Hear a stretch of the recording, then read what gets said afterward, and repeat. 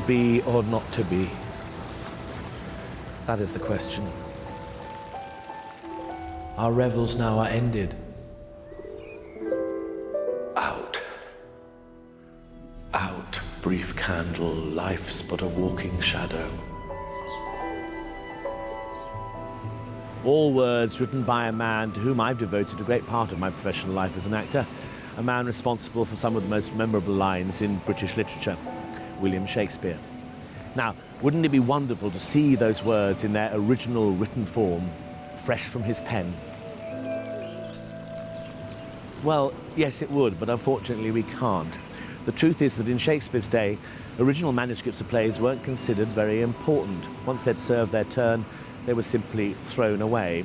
Indeed, it's only thanks to a particular printed text published after his death, the so-called First Folio, that we have many of his plays at all. So, what can we learn from this wonderful book?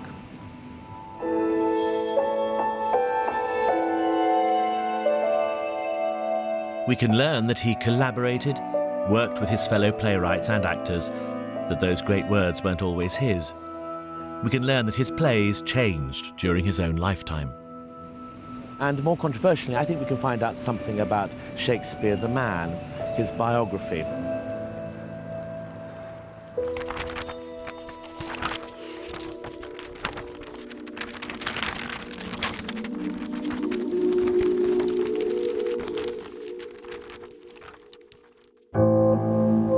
The British Library has an impressive selection of early printed versions of Shakespeare's plays. When he died in 1616, only 18 had made it into print, in small, cheap editions known as quartos. 18 more survive only in the large, lavish First Folio, printed 7 years after his death. Without the First Folio, if for some reason it had never been printed, Shakespeare would quite literally be half the playwright that he is. We would have lost all those 18 plays, and they include some of Shakespeare's greatest hits: Comedy of Errors, Taming of the Shrew, Witch's Tale, The Tempest, Antony and Cleopatra, Julius Caesar, Macbeth. Well, they have a copy here in this treasure house, the British Library.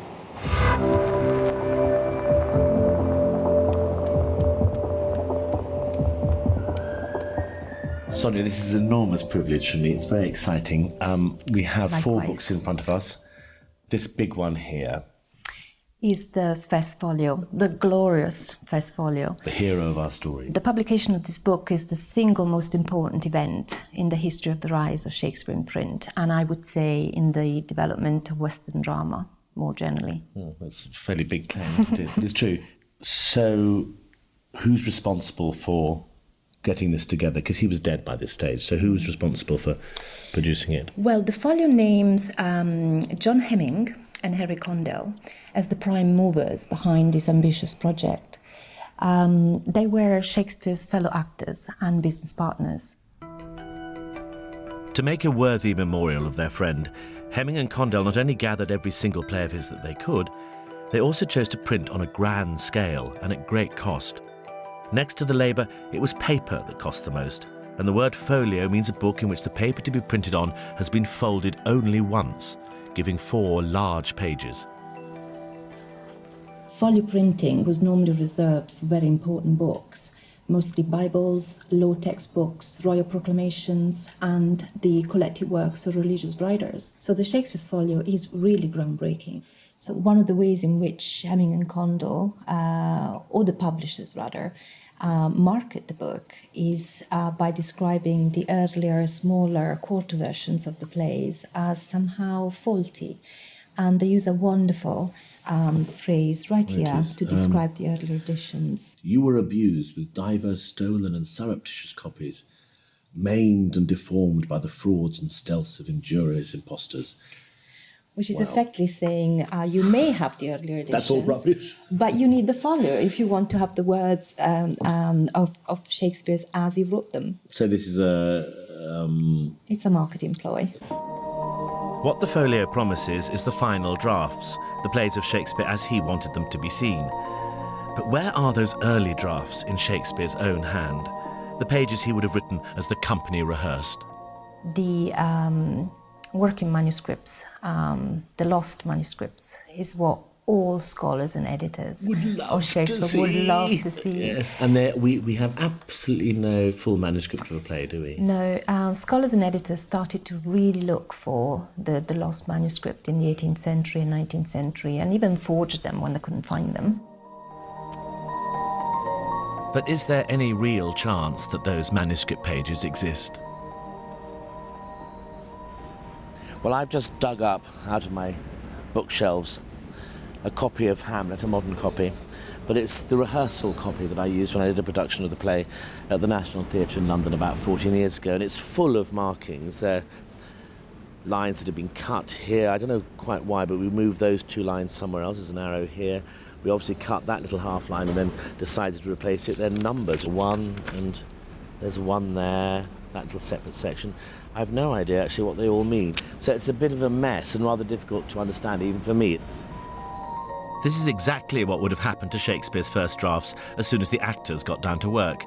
Covered in cuts, deletions and rewrites, they would have become too confusing to keep. The best place for them was the bit. The folio was prepared from earlier printed editions and copies of written prompt books. Both of these types of texts had travelled far from Shakespeare's original drafts because they reflected how the play developed as the company polished a performance. There was and is no guarantee that cuts or new lines came from Shakespeare in the first place. And in fact, no guarantee that all the plays were written by him. Apart from the guarantee, the folio gives itself.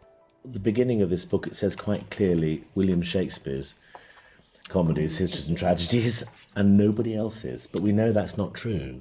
Quite. We know that Shakespeare collaborated with other dramatists, so the title page should also list names of other playwrights, including John Fletcher, Thomas Middleton, to name but 2. For nearly 2 decades, I've been working at the National Theatre, and the fact that Shakespeare had helping hands is well known to its director, Nicholas Hytner. Current scholarship suggests that around half of all the surviving plays from that period were in some degree or other collaborations. And of course we know now that there are several plays which have always been ascribed to Shakespeare alone, which do have other hands involved, quite often Middleton.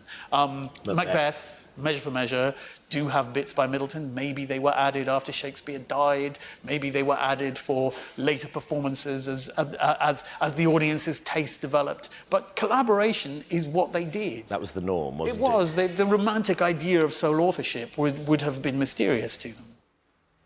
And then we got the catalogue with the 3 groupings, the comedies, the histories and the tragedies. And then, the very first play. Yeah, The Tempest. Our revels now are ended. These our actors, as I foretold you, are vanished into air, into thin air. And like the baseless fabric of this vision, the cloud-capped towers, the gorgeous palaces, the solemn temples, the great globe itself, yea, all which it inherit, shall dissolve and leave not a rack behind. We are such stuff as dreams are made on, and our little life is rounded with a sleep. Elaborately printed, I'd say. It looks very polished.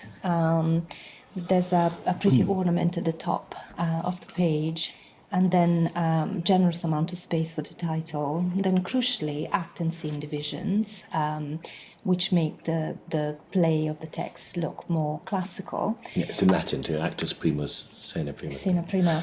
And then generous directions. Solomon's strange music and Prosper on the top invisible enter several strange shapes, bringing in a banquet, and dance about it with gentle actions of salutations and inviting the king, etc., to eat. They depart.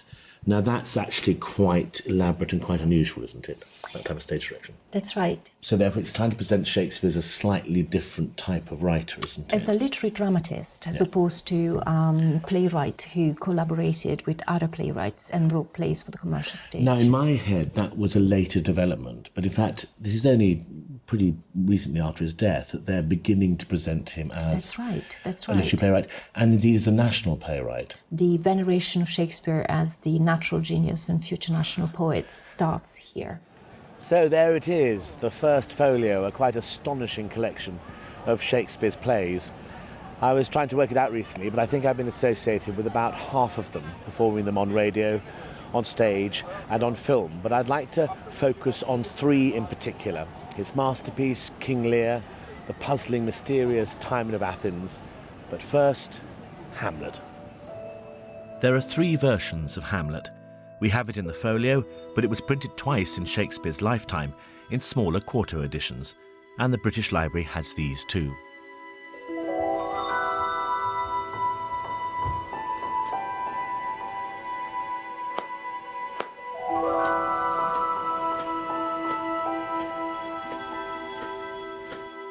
The quartos were so called because a piece of paper would be taken and then folded twice into quarters, so effectively you would have 8 small pages of printed text. These were budget editions, unlike the more expensive folio. And unfortunately, they were very often untrustworthy, being printed without the consent of the playwright or indeed the company of actors who actually owned the plays. And a very good example of this is the first quarto of Hamlet. To be or not to be. And in this case, that indeed is the question.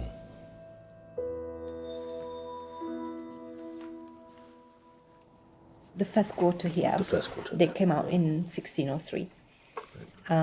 This is a very different version from the longer second quarter or the version that's included in the folio. Now this got a reputation, it was given a nickname, wasn't it? It was called the Bad Quarto. The Bad Quarto. There have been many theories about the less reliable quartos.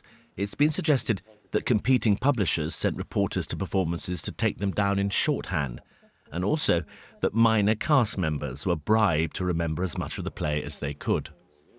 They would explain the shortcomings. Yes, he would have to have remembered the whole of. And this is a good central example. We've got the book open at the very famous speech. And would you like to have a go and read it? Have a go. Right, here we go. To be or not to be, aye, there's the point. To die, to sleep, is that all? Aye, all. No, to sleep, to dream. Aye, marry, there it goes. For in that dream of death, when we awake and born before an everlasting judge, from whence no passenger ever returned, the undiscovered country. Yeah, he doesn't quite know where he's going, does he? No. The brain of the man who's reporting Attempting it, to remember. remembering lines that of course we remember as being the ones that are memorable. The undiscovered country from whose bourne no traveller returns. And then the half-remembered lines, for in that dream of death rather than sleep of death. In an attempt to stamp Shakespeare's authority upon the play, the second quarto followed about 2 years later. Played uncut, it lasts an impossible 4 hours. Its version of To Be or Not to Be is more familiar than the Bad Quarto, but the truth is that when we perform it, we shamelessly pick and choose our favourite lines. What you're about to hear is a mixture of the second quarto and the first folio.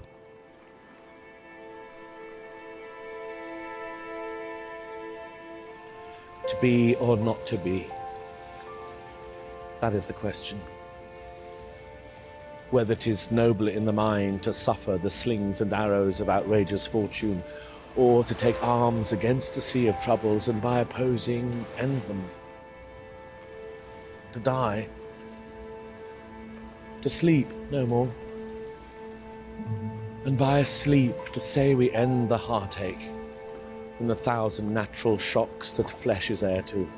'Tis a consummation devoutly to be wished, to die.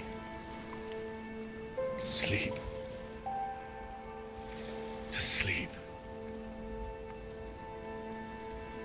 A chance to dream. Aye, there's the rub. For in that sleep of death, what dreams may come when we have shuffled off this mortal coil must give us pause. There's the respect that makes calamity of so long life. For who would bear the whips and the scorns of time?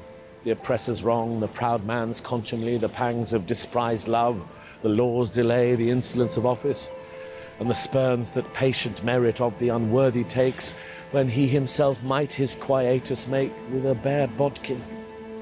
Who would fardels bear to grunt and sweat under a weary life, but that the dread of something after death?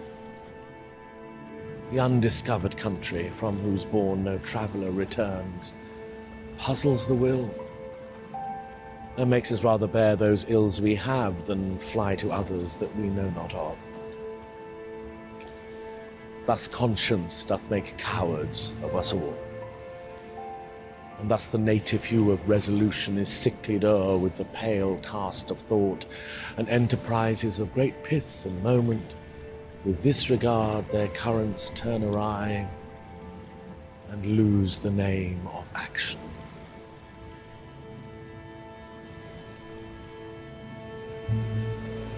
Between the second quarto version of Hamlet and its appearance in the folio, significant differences were made.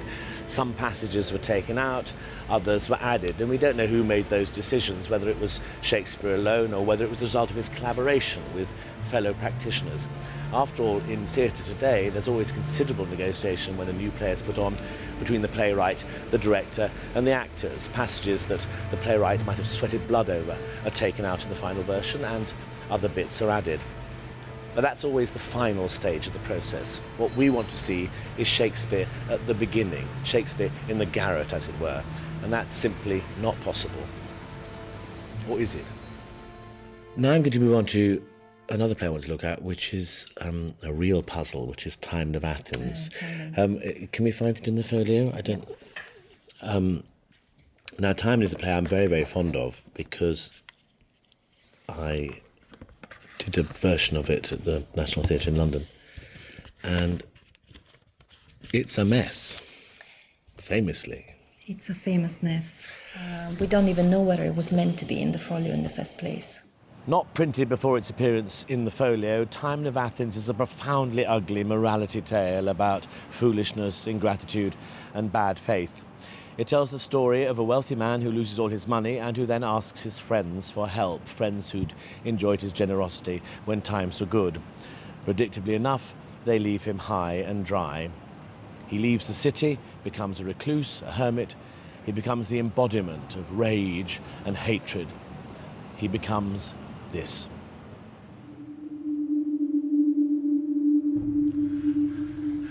Let me look back upon thee.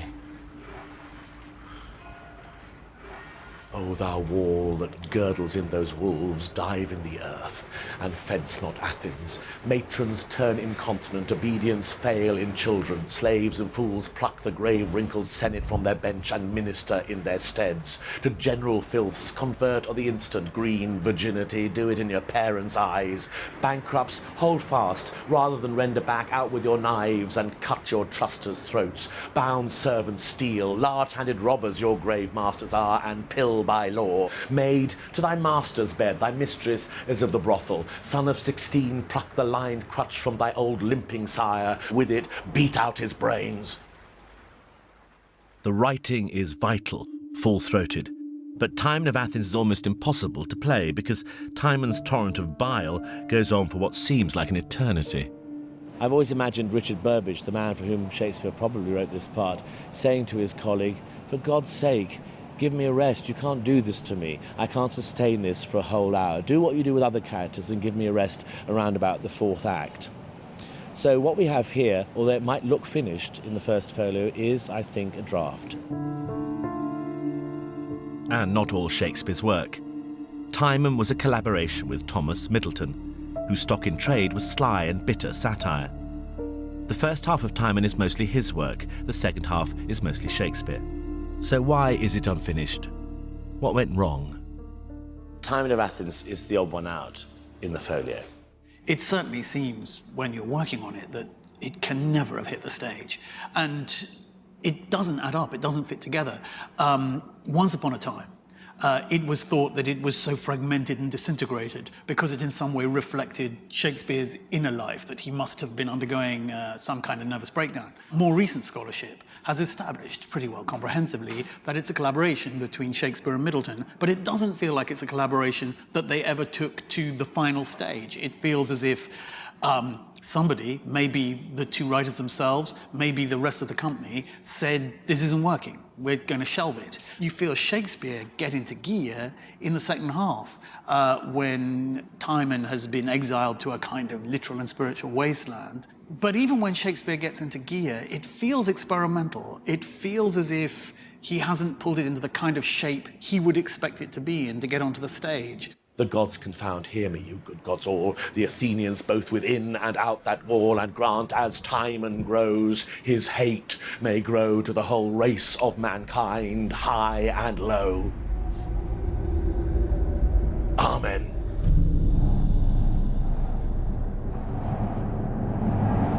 As Nick says, current academic opinion is that the incoherence of Timon is caused by the failure of the collaboration between Middleton and Shakespeare, the mismatch between their very different gifts.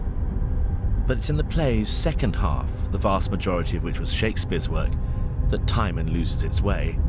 And I've never been able to convince myself that its unrelieved darkness is caused by anything as innocent as a lack of inspiration. So why didn't Shakespeare finish it? Why did he just leave it for dead?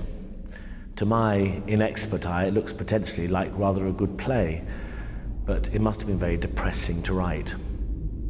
It's as if Shakespeare can't stop this flow of invective and bile. It's like a nervous tick. So perhaps I'm suggesting he himself was depressed. He'd temporarily lost faith in human nature.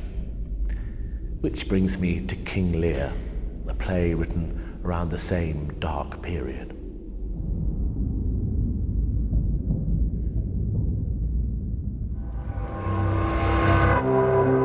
King Lear is very much on my mind at the moment.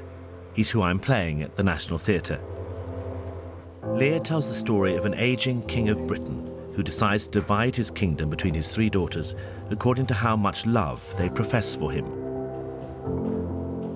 And when the youngest refuses to play, refuses to overstate her affections as her older sisters have, he disinherits her, he leaves her without a dowry, he says to her face, "We have no such daughter." But Lear has trusted the wrong children. The two older daughters treat Lear abominably, depriving him of his knights and all his possessions. Shakespeare seems to have pursued a fairly consistent method of writing. He rarely wrote a play from scratch. He used to use material from the books that he'd read, old fables, old histories, earlier plays, what's called his source material. And the source material that he would have used for Lear tells the story of a king who returns to the court of his youngest daughter. Her husband wages war against her two sisters. Lear is restored to his throne and everyone lives happily ever after. But of course, Lear was written at the same time as Timon of Athens. So what does Shakespeare bring to this happily ever after tradition? Well, first of all, he introduces the figure of a fool, a comedian whose stock in trade is not cheap and easy laughs, but the unrelenting telling of the bitter truth, above all to his master. Lear loses his mind. The play is a wonderfully detailed study of madness. And crucially, at the end of the play, Cordelia, the much-loved and blameless daughter, is killed, and the king himself dies shortly afterwards.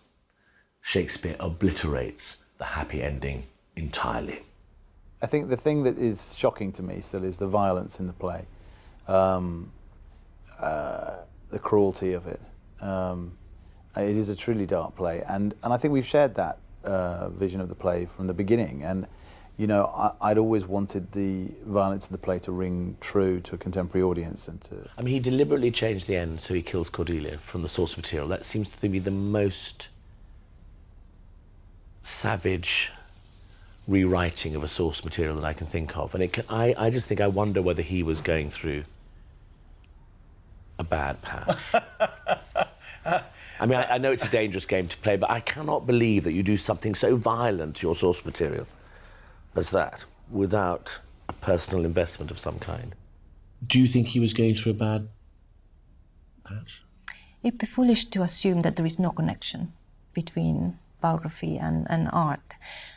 It's not wise to think of Shakespeare as someone who would write in a kind of almost disembodied sort of fashion, as if he didn't belong to a place and a time, and to a family group, and to a group of friends and fellow actors, and that would be unaffected by what happened around him. I mean, I'm not a writer, but I can't imagine that be possible. Exactly, exactly.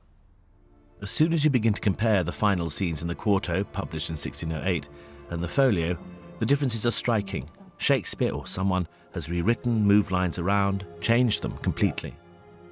This is the last moment of the play when Lear famously carries on his dead daughter. This is the quarto version, of course, and is much bleaker. In the quarto version, Lear's final words are, to my eyes, somewhat cliched. "Break heart, I prithee break." The folio gives that line to Kent, which works better, and expands Lear's last words. No, no life. Why should a dog, a horse, a rat have life and thou no breath at all? Thou'lt come no more.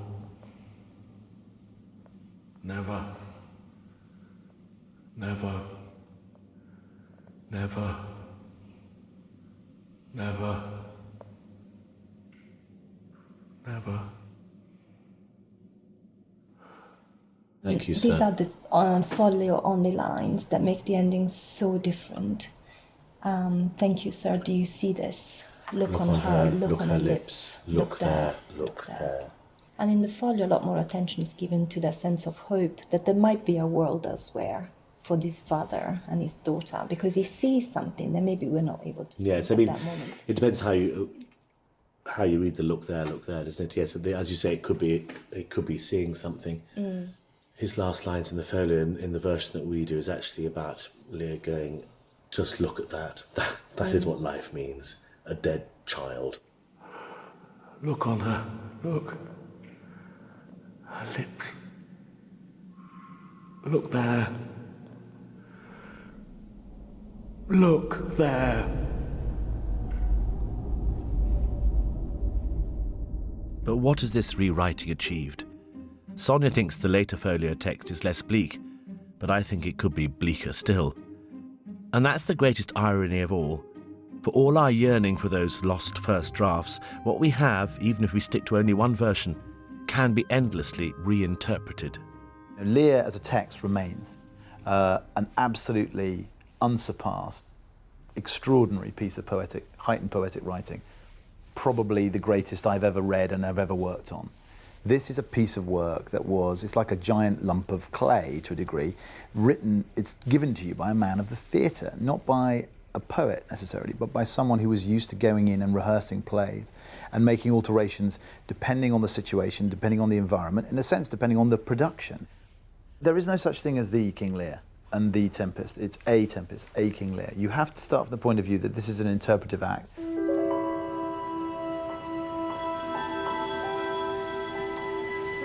So much of what we learn from the first folio explodes our romantic preconceptions about the author, the idea of a solitary genius, for example. But I still think we can glimpse a little of the man behind the words, shadowy, of course, but always absolutely and profoundly dynamic. We don't know exactly what he saw in the world around him in 1605, for example, but we know how he saw it, what he felt about it. And that's quite enough to ask of any book.